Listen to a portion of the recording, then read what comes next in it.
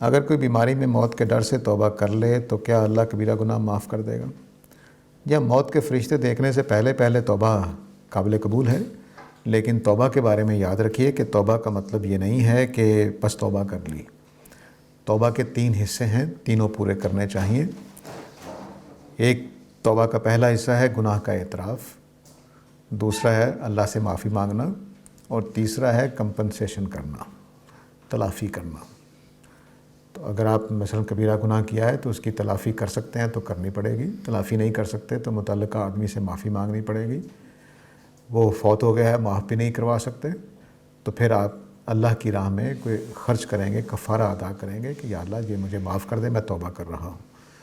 تو یہ لازم ہے۔ خالی توبہ گناہوں میں اللہ تعالیٰ کے یوں کہہ لیجئے کہ خالی صرف توبہ کر لینا یہ اتنا مؤثر نہیں ہے، ہمیں نہیں معلوم قبول ہو کہ نہ ہو۔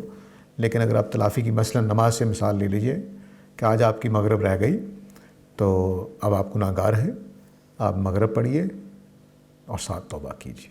3 رکعت مغرب کی پڑھنی پڑیں گی، خواہ آپ رات 1 بجے پڑھ رہے ہوں۔